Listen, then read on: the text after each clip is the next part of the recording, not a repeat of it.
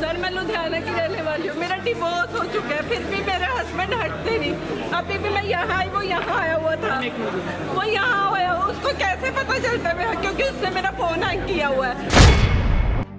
इतना उससे दुखी किया हुआ, डिवोर्स होने के बाद भी जीने नहीं देते। 2 बच्चे हैं मेरे, मैं कहाँ धक्के खाऊं बताओ। मेरे हस्बैंड 3 महीने की बेटी, 1.5 साल का बेटा छोड़ के दुबई भाग गया था। तब बच्चों की याद थी, अब कहते हैं मुझे बच्चे चाहिए। ਜਲੰਧਰ ਵਿਖੇ ਕੈਬਨਿਟ ਮੰਤਰੀ ਡਾਕਟਰ ਬਲਜੀਤ ਕੌਰ ਵੱਲੋਂ ਏਜੰਟਾਂ ਵੱਲੋਂ ਠੱਗੀ ਦਾ ਸ਼ਿਕਾਰ ਹੋਈਆਂ ਔਰਤਾਂ ਤੇ ਐਨਆਰਆਈ ਮਹਿਲਾ ਨਾਲ ਮੀਟਿੰਗ ਕੀਤੀ ਗਈ, ਜਿਸ ਵਿੱਚ ਉਹਨਾਂ ਨੇ ਔਰਤਾਂ ਦੀਆਂ ਸਮੱਸਿਆਵਾਂ ਸੁਣੀਆਂ ਅਤੇ ਭਰੋਸਾ ਵੀ ਦਿੱਤਾ ਕਿ ਸਰਕਾਰ ਇਸ ਸੰਬੰਧੀ ਜਲਦ ਹੀ ਨੀਤੀ ਬਣਾਵੇਗੀ ਤਾਂ ਜੋ ਔਰਤਾਂ ਨੂੰ ਖੱਜਲ ਖੁਆਰ ਨਾ ਹੋਣਾ ਪਵੇ ਤੇ ਨਾ ਹੀ ਭਵਿੱਖ ਦੇ ਵਿੱਚ ਅਜਿਹੀਆਂ ਸਮੱਸਿਆਵਾਂ ਹੋ ਰਹਿਣ। ਇਸ ਦੌਰਾਨ ਹੀ ਉਹਨਾਂ ਨਾਲ ਨਵੇਂ ਕੈਬਨਿਟ ਮੰਤਰੀ ਬਣੇ ਬਲਕਾਰ ਸਿੰਘ ਵੀ ਮੌਜੂਦ ਸੀ ਤੇ ਮੁਲਾਕਾਤ ਦੌਰਾਨ ਇੱਕ ਨੇਹਾ ਨਾਂ ਦੀ ਔਰਤ ਰੋਣ ਵੀ ਲੱਗ ਪਈ। ਉਸਦੇ ਵੱਲੋਂ ਆਪਣੀ ਸਮੱਸਿਆ ਦੱਸੀ ਗਈ ਕਿ ਉਸਦਾ ਪਤੀ ਦੁਬਈ ਦੇ ਵਿੱਚ ਰਹਿੰਦਾ ਤੇ ਉਹਨਾਂ ਦਾ ਤਲਾਕ ਵੀ ਹੋ ਚੁੱਕਿਆ, ਪਰ ਫਿਰ ਵੀ ਉਸਨੂੰ ਪਰੇਸ਼ਾਨ ਕੀਤਾ ਜਾਂਦਾ ਹੈ। ਇਸ ਦੇ ਨਾਲ ਹੀ ਹੋਰ ਵੀ ਕਈ ਮਹਿਲਾਵਾਂ ਨਾਲ ਸੀਗੀਆਂ ਤੇ ਉਹਨਾਂ ਦੇ ਵੱਲੋਂ ਕੀ ਕਿਹਾ ਗਿਆ ਉਹ ਤੁਸੀਂ ਆਪ ਸੁਣੋ। सर मैं लुधियाना की रहने वाली हूँ। मेरा डिवोर्स हो चुका है, फिर भी मेरे हस्बैंड हटते नहीं।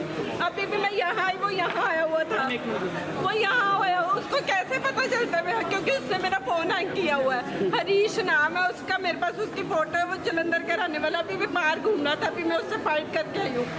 इतना उससे दुखी किया हुआ, डिवोर्स होने के बाद भी जीने नहीं देते। 2 बच्चे हैं मेरे, मैं कहाँ धक्के खाऊं बताओ। क्या इंसाफ मिलता? लड़के को कोई इंसाफ नहीं मिलता। बस सब बातें करके चले जाते हैं, कुछ नहीं यहाँ पे होता, कुछ नहीं होता यहाँ पे। मैडम मैं तो यही कंप्लेंट करना आए थे। हाँ जी, मैं जॉब करती हूँ। मेरे 2 बच्चे हैं, मेरी मम्मा है, मेरे बच्चों को संभालती है। मेरे हस्बैंड 3 महीने की बेटी, 1.5 साल का बेटा छोड़ के दुबई भाग गया था। तब बच्चों की याद थी, अब कहते हैं मुझे बच्चे चाहिए। अब माँ गंदी है, जब 3 साल का बेटी कर लिया और 5 साल का बेटा कर लिया, माँ गंदी हो गई। पहले माँ अच्छी थी, जब इतने बड़े कर लिए बच्चे। इतना यहाँ का पत्रकार है, इतना परेशान किया हुआ। प्रशासन ने की किया? ਤੁਸੀਂ ਸਰਕਾਰ ਨਾਲ ਗੱਲਬਾਤ ਕੀਤੀ, ਉਹਨਾਂ ਵੱਲੋਂ ਕੀ ਆਸ਼ਵਾਸਨ ਦਿੱਤਾ ਗਿਆ ਤੁਹਾਨੂੰ? ਇਹੀ ਕਿ ਅੱਗੋਂ ਦੀ ਕਰਾਂਗੇ, ਮਦਦ ਕਰਾਂਗੇ। ਕਿੱਥੇ ਕੁਝ ਨਹੀਂ ਹੁੰਦਾ, ਸਿਰਫ ਸਿਫਾਰਿਸ਼ਾਂ ਚੱਲਦੀਆਂ, ਸਿਰਫ ਪੈਸੇ ਖਾਏ ਜਾਂਦੇ, ਕੁਝ ਨਹੀਂ ਹੁੰਦਾ। ਮੈਡਮ ਨਾਮ ਕੀ ਤੁਹਾਡਾ? ਮੇਰਾ ਨਾਮ ਨੇਹਾ ਕੁੰਦਰਾ। ਨਾਮ ਰਮਨਦੀਪ ਹੈ। ਮੇਰੀ 2019 ਦੇ ਵਿੱਚ ਮੈਰਿਜ ਹੋਈ ਸੀਗੀ। ਮੈਰਿਜ ਹੋਈ ਤੋਂ ਬਾਅਦ ਮੇਰੇ ਹਸਬੈਂਡ ਸਪੇਨ ਚਲੇ ਗਏ ਵਾਪਸ 1.5 ਮਹੀਨਾ ਰਹਿ ਕੇ। ਉਸ ਤੋਂ ਬਾਅਦ ਸਾਲ ਇੱਕ ਸਾਡੀ ਗੱਲ ਹੁੰਦੀ ਰਹੀ ਆ। ਫਿਰ ਮੇਰੇ ਮਦਰ ਇਨ ਲਾਅ ਆਏ ਆ ਵਾਪਸ। ਉਹ ਆਏ ਆ ਕੇ ਗੋਲਡ ਤੇ ਮੇਰਾ ਲੈ ਕੇ ਲੋਨ ਵਗੈਰਾ ਲੈ ਕੇ ਫਿਰ ਵਾਪਸ ਚਲੇ ਗਏ। ਉਸ ਤੋਂ ਬਾਅਦ ਉਹਨਾਂ ਨੇ 2020 ਦੇ ਵਿੱਚ ਮੈਨੂੰ ਸਾਰਿਆਂ ਨੇ ਬਲੌਕ ਕਰ ਦਿੱਤਾ। ਕੋਈ ਕੰਟੈਕਟ ਨਹੀਂ ਹੋਇਆ, ਕੋਈ ਕੁਝ ਨਹੀਂ ਹੋਇਆ। ਉਸ ਤੋਂ ਬਾਅਦ ਕੋਈ ਮੇਰੀ ਸੁਣਵਾਈ, ਮੈਂ 2021 ਦੇ ਵਿੱਚ ਆਪਣੀ ਦਰਖਾਸਤ ਦਿੱਤੀ। ਉਸ ਤੋਂ ਬਾਅਦ 2022 ਦੇ ਵਿੱਚ FIR ਹੋਈ ਆ।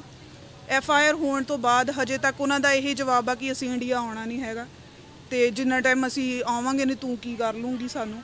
ਠੀਕ ਹੈ, ਉਹ ਅੱਜ ਮੀਟਿੰਗ ਸੀ, ਇੱਥੇ ਮੀਟਿੰਗ ਦੇ ਵਿੱਚ ਮੈਂ ਆਈ ਹਾਂ। ਮੈਂ ਆਪਣੀ ਐਪਲੀਕੇਸ਼ਨ ਇੱਥੇ ਦਿੱਤੀ ਹੋਈ ਆ। FIR ਹੋਈ ਆ, ਉਹਨਾਂ ਤੇ ਨੋਟਿਸ ਜਾਰੀ ਆ, ਵਾਰੰਟ ਜਾਰੀ ਆ, ਪਰ ਉਹਨਾਂ ਦਾ ਜਵਾਬ ਇਹੀ ਆ ਕਿ ਅਸੀਂ ਵਾਪਸ ਨਹੀਂ ਆਉਣਾ। ਅੱਜ ਤੁਸੀਂ ਇੱਥੇ ਆਏ ਸੀ, ਕੀ ਪ੍ਰੋਬਲਮਸ ਹੈਗੀਆਂ ਜਿਹਨੂੰ ਲੈ ਕੇ ਤੁਸੀਂ ਅੱਜ ਮੰਤਰੀ ਸਾਹਿਬ ਨੂੰ ਮਿਲੇ? ਸਰ ਮੈਂ ਆਪਣੀ ਪ੍ਰੋਬਲਮ ਲੈ ਕੇ ਆਈ ਸੀਗੀ ਕਿ ਮੇਰੀ ਮੈਰਿਜ ਜਿਹੜੀ ਆ ਕਿ ਪਿਛਲੇ ਸਾਲ ਹੋਈ ਸੀਗੀ 2022 ਦੇ ਵਿੱਚ। ਮੇਰੇ ਹਸਬੈਂਡ ਬਾਹਰ ਇਟਲੀ ਦੇ ਵਿੱਚ ਸੀਗੇ ਤੇ 13 ਸਾਲ ਮੇਰੇ ਨਾਲ ਫੋਨ ਤੇ ਗੱਲ ਕਰਦਾ ਰਿਹਾ। 13 ਸਾਲਾਂ ਬਾਅਦ ਆ ਕੇ ਜਦੋਂ 2022 ਦੇ ਵਿੱਚ ਆ ਕੇ ਉਹਨੇ ਮੇਰੇ ਨਾਲ ਮੈਰਿਜ ਕਰਵਾਈ। 30 ਮਾਰਚ ਨੂੰ ਸਾਡੀ ਮੈਰਿਜ ਹੋਈ ਤੇ ਸਰ ਫਿਰ ਮੇਰੇ ਨਾਲ 1 ਮਹੀਨਾ ਰਿਹਾ। 1 ਮਹੀਨੇ ਬਾਅਦ ਮਤਲਬ ਕਿ ਉਹਨੇ ਮੈਨੂੰ ਕੁੱਟਣਾ, ਵਿਆਹ ਤੋਂ ਚੌਥੇ ਦਿਨ ਹੀ ਮੈਨੂੰ ਕੁੱਟਣਾ ਮਾਰਨਾ ਸ਼ੁਰੂ ਕਰ ਦਿੱਤਾ। ਮੈਨੂੰ ਆਖਦਾ ਕਹਿੰਦਾ ਮੈਂ ਤੇਰੇ ਨਾਲ ਕੋਰਟ ਮੈਰਿਜ ਨਹੀਂ ਕਰਵਾਉਣੀ। ਮੈਂ ਇਹ ਰੀਜ਼ਨ ਪੁੱਛਿਆ, ਮੈਂ ਕਿਹਾ ਤੁਸੀਂ ਬਾਹਰ ਵਿਆਹ ਕਰਾਇਆ ਜਾਂ ਇੱਧਰ ਕਰਾਇਆ, ਦੱਸੋ ਮੈਨੂੰ। ਸਰ ਇੰਨੀ ਬੁਰੀ ਤਰ੍ਹਾਂ ਕੁੱਟਿਆ ਮਾਰਿਆ ਤੇ ਉਹਦੀ ਫੈਮਿਲੀ ਵੀ ਨਾਲ ਰਲੀ ਹੋ ਸੀਗੀ। ਵਿਆਹ ਕੀਤਾ ਪੂਰੇ ਰੀਤੀ ਰਿਵਾਜਾਂ ਦੇ ਨਾਲ, ਪੈਲਸ 'ਚ ਵਿਆਹ ਕੀਤਾ। ਉਹਨਾਂ ਨੇ ਪੈਲਸ ਦੀ ਮੰਗ ਰੱਖੀ ਵੀ ਪੈਲਸ ਦਾ ਵਿਆਹ ਚਾਹੀਦਾ ਸਾਨੂੰ। ਸਰ ਸਾਰਾ ਕੁਛ ਕੀਤਾ, ਲਾਈਵ ਵਿਆਹ ਚੱਲਿਆ ਤੇ 1 ਮਹੀਨਾ ਮੇਰਾ ਘਰ ਵਾਲਾ ਮੇਰੇ ਨਾਲ ਰਿਹਾ ਤੇ ਉਹਦੇ ਤੋਂ ਬਾਅਦ ਵਿਆਹ ਤੋਂ ਬਾਅਦ ਕੁੱਟਣਾ ਮਾਰਨਾ ਸ਼ੁਰੂ। ਫਿਰ ਮੈਨੂੰ ਕੁੱਟ ਮਾਰ ਕੇ ਆਪਣੀ ਭੂਆ ਦੇ ਲੈ ਗਿਆ ਸੰਗਰੂਰ। 4-5 ਦਿਨ ਉੱਥੇ ਹੀ ਰੱਖਿਆ। ਸਰ ਉੱਥੇ ਰੱਖ ਕੇ ਜਦੋਂ ਮੇਰਾ ਮੈਡੀਕਲ ਨਹੀਂ ਹੋਣ ਦਿੱਤਾ ਉਹਨੇ ਕਿ ਮੈਡੀਕਲ ਹੋ ਜਾਊਗਾ ਤਾਂ ਮੇਰੇ ਤੇ ਕੋਈ ਐਕਸ਼ਨ ਆਊਗਾ ਤੇ ਸਰ ਫਿਰ ਕੁੱਟ ਮਾਰ ਕੇ ਮੈਨੂੰ ਬੱਸ ਸਟੈਂਡ ਨਵਾਂ ਸ਼ਹਿਰ ਮੈਨੂੰ ਛੱਡ ਕੇ ਭੱਜ ਗਿਆ, ਫੱਟੀ ਬਸਤਾ ਚੌਂਕ। ਫਿਰ ਜਦੋਂ ਸਰ ਮੈਂ ਦਰਖਾਸਤ ਦਿੱਤੀ ਮਤਲਬ ਕਿ 6 ਮਈ ਨੂੰ ਮੈਂ ਦਰਖਾਸਤ ਦਿੱਤੀ। 7 ਨੂੰ ਮੇਰਾ ਘਰ ਵਾਲਾ ਇਟਲੀ ਬਾਹਰ ਬੈਕ ਚਲੇ ਗਿਆ। ਜਦੋਂ ਮੇਰੀ ਸੁਣਵਾਈ ਹੋਈ ਤੇ 12 ਤਰੀਕ ਨੂੰ ਮੇਰੀ ਸੁਣਵਾਈ ਹੋਈ। ਮੇਰੀ ਇਨ-ਲੋ ਫੈਮਿਲੀ, ਮੇਰੀ ਮਦਰ ਇਨ-ਲੋ ਨੇ, ਮੇਰੀ ਸੱਸ ਨੇ ਮੇਰੇ ਘਰ ਵਾਲੇ ਨੂੰ ਬੇਦਖਲ ਕਰ ਦਿੱਤਾ 9 ਮਈ ਨੂੰ ਮਾਫੀ ਮੰਗ ਕੇ। ਕਹਿੰਦੇ ਤੁਹਾਨੂੰ ਮੁੰਡਾ ਫੋਨ ਵੀ ਕਰੂਗਾ ਤੇ ਤੈਨੂੰ ਖਰਚਾ ਵੀ ਭੇਜੂਗਾ। ਨਾ ਅੱਜ ਤੱਕ ਸਾਲ ਹੋ ਗਿਆ, ਨਾ ਕੋਈ ਖਰਚਾ ਭੇਜਿਆ, ਨਾ ਫੋਨ ਕੀਤਾ। ਸਾਰੇ ਫੋਨਾਂ ਤੇ ਵੀ ਬਲੌਕ ਕੀਤਾ ਮੇਰੀ ਪੂਰੀ ਫੈਮਿਲੀ ਨੂੰ, ਮੈਨੂੰ ਵੀ। ਉਲਟਾ ਮੇਰੀ ਇਨ-ਲੋ, ਮੇਰੀ ਮਦਰ ਇਨ-ਲੋ ਨੇ ਮੇਰੇ ਤੇ, ਮੇਰੀ ਮੰਮੀ ਤੇ, ਮੇਰੇ ਭਰਾ ਤੇ, ਮੇਰੀ ਭੈਣ ਤੇ, ਸਾਰਿਆਂ ਤੇ ਕੋਰਟ ਕੇਸ ਕਰ ਦਿੱਤਾ ਸਰ। ਮੇਰਾ ਨਾਮ ਸਰਪ੍ਰੀਤ ਕੌਰ ਹੈ। ਅੱਜ ਤੁਸੀਂ ਇੱਥੇ ਆਏ ਹੋ, ਮੰਤਰੀ ਸਾਹਿਬ ਆਏ ਸੀ, ਉਹਨਾਂ ਨਾਲ ਗੱਲਬਾਤ ਕੀਤੀ ਆ, ਕੀ ਸਾਰਾ ਮੈਟਰ ਹੈਗਾ? ਸਰ ਮੈਂ 2020 ਤੋਂ ਪਹਿਲਾਂ ਫਾਈਲ, ਆਫਟਰ ਮੈਰਿਜ ਤੋਂ ਪਹਿਲਾਂ ਮੈਂ ਆਪਣੀ ਫਾਈਲ ਬਾਹਰ ਵਾਸਤੇ, ਕੈਨੇਡਾ ਜਾਣ ਵਾਸਤੇ ਅਪਲਾਈ ਕੀਤੀ ਸੀ। ਔਰ ਉਸ ਤੋਂ ਆਫਟਰ ਮੈਰਿਜ ਮੈਂ ਉਹਨਾਂ ਨੂੰ ਮਨਾ ਕਰ ਦਿੱਤਾ, ਕਿਉਂਕਿ 2 ਸਾਲ ਤੋਂ ਮੈਨੂੰ ਉਹ ਲਾਰੇ ਲਗਾ ਰਹੇ ਸੀ ਕਿ ਹਾਂ ਤੁਹਾਡਾ ਅੱਜ ਕਰਵਾ ਦਿੰਦੇ ਆ, ਕੱਲ੍ਹ ਕਰਵਾ ਦਿੰਦੇ ਆ। ਸਰ ਮੇਰੇ ਪੂਰੇ ਡਾਕੂਮੈਂਟ ਓਰੀਜਨਲ ਹੈਗੇ ਆ, ਮੈਂ ਨੱਥੀ ਕੀਤੇ ਹੋਏ ਆਧਾਰ ਕਾਰਡ, ਪੈਨ ਕਾਰਡ, ਬੈਂਕ ਦੀ ਕਾਪੀ, ਪਾਸਪੋਰਟ ਵਗੈਰਾ, ਔਰ 3 ਲੱਖ ਰੁਪਇਆ ਸਰ ਮੈਂ ਨਗਦ ਦੇ ਕੇ ਬੈਠੀ ਹੋਈ ਹਾਂ।